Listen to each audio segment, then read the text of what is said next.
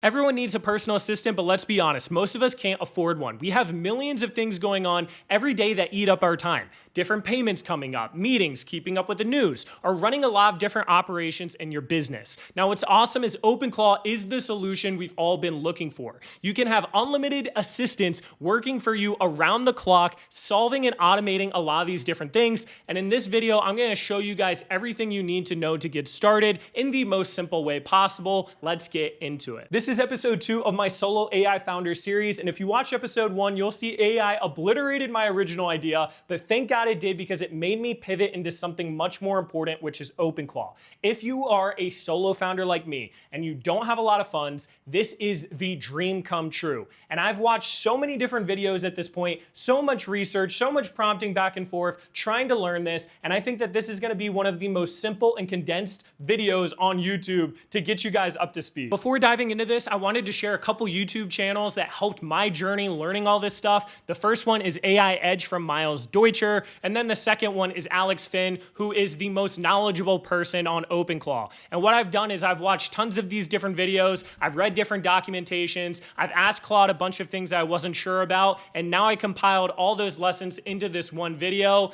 and hopefully it's only gonna be like 15 minutes long, and you guys are gonna save a ton of time. So what the heck is OpenClaw? OpenClaw is an open source framework that allows you to plug in different AI models such as Google Gemini, OpenAI, Claude, Grok, whatever the case is, in order to create these 24/7 autonomous agents. And these agents can be programmed to do different tasks such as giving you calendar reminders, payment reminders. They can build whole entire websites for you. And what's cool is they can all communicate together and they have this memory, so over time they can get better and know everything about you, literally becoming the best agents out there, the best assistants out there. And what's cool is it pretty much works with everything. You can connect this to Discord, Telegram, WhatsApp, and be able to communicate with your different agents. For some of you, that might seem overwhelming and you're like, what the heck is all this information? But in all honesty, guys, if you can talk to ChatGPT, then you will be able to use OpenClaw because it's just talking to your agents and telling them what you need them to do, and then they're able to figure out the best way of going about it, but more on that later. One thing that I did want to briefly bring up is Perplexity, which is probably way easier to use than OpenClaw. Just announced today at the time of this recording that they now have their sort of OpenClaw where you can have all these different tasks automated within their system. And what's interesting is they worry about the security and they worry about setting all this up. So it's even more plug and play if you're worried about OpenClaw. I did want to run a little bit of a comparison though, just so you guys can see the difference. And when you look at OpenClaw, the big thing is it's open sourced and you have full flexibility of how you want to use it. You're not going through Perplexity where they're taking all of your memory and your information and they're selling your data and they're forcing you to use certain models. But instead with OpenClaw, you have full customization. You can pick if you want to use Google. You can pick if you want to use OpenAI. You can spawn as many custom agents as you want. They have more capabilities. So if you're someone that wants to have that flexibility, save money, and be more open source and more secure with your data, it's probably the better way to go. But if you're someone that is worried about all this stuff, maybe you should check out Perplexity, and maybe I'll make a video on that in the future. Downloading OpenClaw is pretty easy, but be careful. All you have to do is copy this code on their openclaw.ai site, open up a terminal, paste that in, and then it'll do a quick startup installation. But here's the thing. When you install OpenClaw, it has access to everything on your computer. So doing this on your main personal computer is simply crazy. And this is why people recommend one of two things. You either need a separate device that's specifically for OpenClaw, and this is where you see all the people have Mac minis and stuff like that, or you do the poor man approach like me, where you get a virtual private server, a VPS. Now what's interesting is a Mac mini will cost you $600, but that's on your desk, you know it's there, you can run it 24/7, it's secure, you know there's no data leaks, and you can plug and play super easy. If you don't have the money to do that, you can get a VPS for as little as $10 a month, and with this, you can have that 24/7 uptime managed by them. You don't have to worry about it being on, on, but there is one downside to it, and that's that it isn't as secure. And I'll go over that security in a little bit. Depending on what you want to build, you are going to need a bigger VPS or a more powerful computer. You don't have to use a Mac Mini, just make sure it's not your personal device. Now, what you can do is you can go to Claude and you can say, hey Claude, this is what I'm trying to build in OpenClaw. What server size should I use? Now, this CX33 is what it recommended me. This is probably the route that you want to go as well. And it's only 549 euros a month, under $10 a month, even though they are going to slightly increase their prices next month. Now, back to the security thing with the VPS. If you are going to use a VPS, you need to make sure that you take these additional security measures, or someone could hack your information and now everything on your OpenClaw, your payment information, whatever you connected, is now accessible. So what I did is I had Claude generate me a step-by-step guide on how exactly to do this, as well as a script that I could put in that makes all these installations way faster. Now, I did that on my Claude, and I have yet to test this out, so I don't want to share this full thing, but feel free to try this out yourself on Claude, have it give you different directions of what to do, and if this does work out, join our free community Discord in the link of the description. I'll be posting this whole thing once I'm sure that it works properly. Once your VPS is properly secured, or you have that other device, that's when you can copy this into your terminal and go through the whole installation process. It's gonna ask you what chat app you wanna use, so WhatsApp, Discord, Telegram, whatever you're most comfortable with. I see a lot of people using Telegram, and then it's gonna ask you which API key you wanna put in. Now remember, you are using these different AI models, and they all have APIs which are allowing it to communicate with your OpenClaw bots. And these different models cost different amounts of money. So Claude Opus 4.6 is gonna cost the most amount of money, but compare that to Claude Haiku, it's a lot cheaper, but might not be as powerful. And what I did is I asked Claude, hey, do a comparison of which models I should use for different things. If you're trying to use something like image generation, this is where you're gonna wanna use Nano Banana 2 with Gemini 3.1. If you're trying to get information very quick that is in real time, well, Grok has all access to all the information on X, so Grok might be the best one there. Claude Opus is the most powerful out there, so it might be the best orchestrator where it can orchestrate these different agents. So once again, you can ask Claude, hey, this is what I'm trying to build. Which models should I use for which? Be brutally honest, ultra think about it, and it'll give you the models that it recommends. Now, not all the models are on here. I saw that Alex Finn had mentioned Kimi, which I haven't tried. He said that was really good for writing. So there are different things that you can play with, and you can always add these in the future. But realize the more tasks that you do, the more API calls, the more that you use these models, the more expensive the models, the more you're going to pay each month. Now, my setup of everything that I want to do is estimated to only cost between $30 and $80 a month, which is so cheap for what I'm going to get. Once OpenClaw is installed, you're going to get a sort of terminal page like this, and the first thing that Alex Finn recommends doing is doing a complete brain dump. Who are you and what's your background? Your personal preferences, your goals and ambitions. So for Alex Finn, he's like, hey, my background is in computer science. I am a content creator. I'm making different YouTube videos.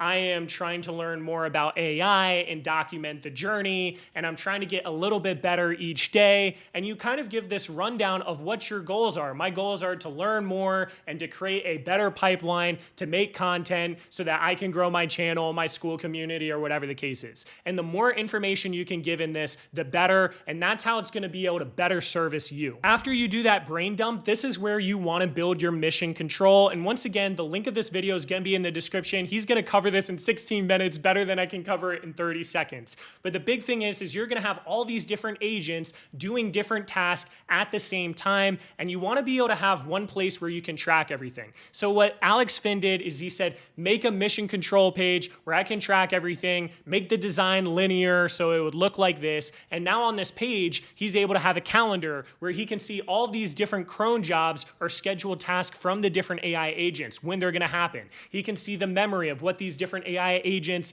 basically are storing and able to use as context for future prompts. He's able to get his content pipeline. Pretty much everything that you want to build can now be viewed in this mission control, and that additional organization is going to help you out big time. One of the interesting things that you might have have realized is that people are making multiple agents, which is a little bit weird of a conversation, right? Like, why is there not just one agent like I'm talking to ChatGPT? And the reason is that different agents have different personalities and skills, which allow it to complete and focus on different tasks, as well as have a totally different AI model attached to them that's best for that specific job. And what's cool is your OpenClaw agent can continue to make these different skills. All it is a markdown file, which gives it, sort of the operations of how to execute different things. And a lot of times you can reverse prompt and say, hey, I am trying to do XYZ, figure out how we can do this and what skills are needed, and OpenClaw will be able to execute on that. Now, Alex Finn had warned that you don't want to just go in here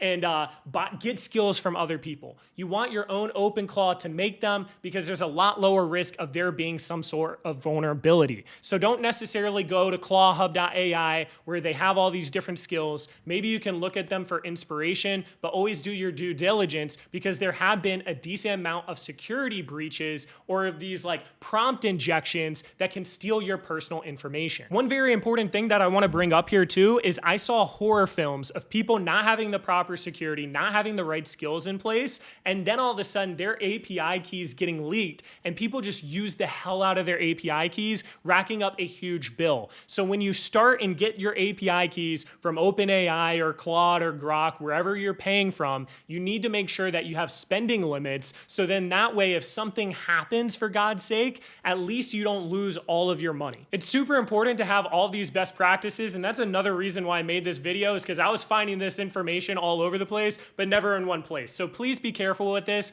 And if you're ever worried, literally just ask, hey, can you do an audit and make sure that everything is secure and I'm not missing anything? And it'll do that for you. I had just mentioned skills, which is one part of all the different MDs that you can have when it comes to OpenClaw, but there are agent MDs, soul MDs, memory, year, month, day, daily notes, heartbeats. Like there are all these different things that you can put in here. And once again, you reverse prompt. You say, hey, this is my goal. This is what I'm trying to do. What sort of information needs to be put in each of these? And you can completely change the personality with Soul. You can give it a personality, make it act a certain way. With Heartbeat, you can say, hey, every 30 minutes, I want you to check X and see if there's any news updates that could impact my investments in oil, such as the Iran war randomly ending or it having started, right? So it's really interesting. You can do all these different things and make them super customizable. So for example, when I look at Alex Finn, he has all of these agents and then he has these sub-agents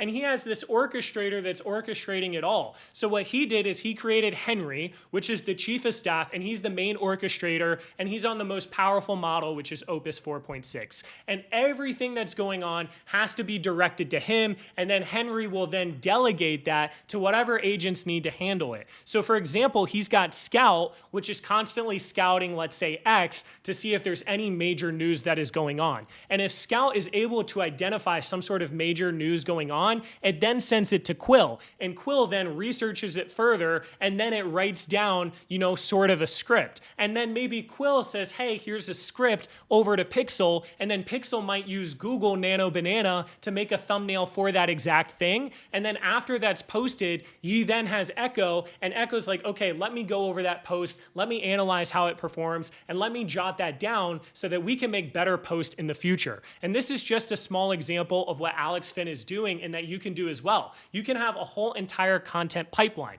You can have Charlie, who's the infrastructure coding everything, that's using Codex 5.4, which OpenAI just partnered with OpenClaw, so there's a lot of subsidies with it. And now all of a sudden, developments are only being executed from Charlie, which is using OpenAI's Codex 5.4. So you can mix and match the different skills, the different profiles, all of these different things per agent, and then that way they are all on the same page, and then you're able to execute things at the highest level while also saving the most amount of money rather than just running everything through Opus 4.6. One really important thing that I want to mention here is everyone that I've watched and talked to that really knows their stuff about this was like, just start with one. Don't go crazy and have this orchestrator and then he's doing 10 different agents that all have these things together. No, just start off with one, and that's personally what I'm going to be doing. And then it's a lot easier to build up on top of that. So, and another useful thing is, okay, You have all these ideas of things that you want to do. I'm sure you do, otherwise why are you watching this video? You can literally go to Claude or whatever model you like to use, and you can say, hey, here's my idea, this is what I'm trying to do, how would you do this? What would you put in the markdown files? Which model should you use? I'm someone who's broke that doesn't have a lot of money, so take that into consideration and I'll help you with that. And that's what's so beautiful about this. And you can do that directly in OpenClaw too. The last thing that I wanted to bring up, and another reason why security is so important, is you can connect a bunch of different external applications. So for example, you can connect your Google Calendar to your OpenClaw, and you can say, hey, look at my calendar, in 30 minutes before my meeting, I want you to not only notify me on Telegram, but I want you to give me an agenda of what I need to talk about, and I want you to look into that individual and remind me of who they are, do a little bit of research on them, and basically handle all the preparation for me. And then that will literally send to you 30 minutes before in a message. You can link up your different financial accounts. I mean, there's all sorts of different things you can do, and that's why, once again, when I was sort of comparing this to Perplexity, yes, Perplexity is super easy, but if you're able to take the couple hours it takes, or an hour or two it takes, to set up OpenClaw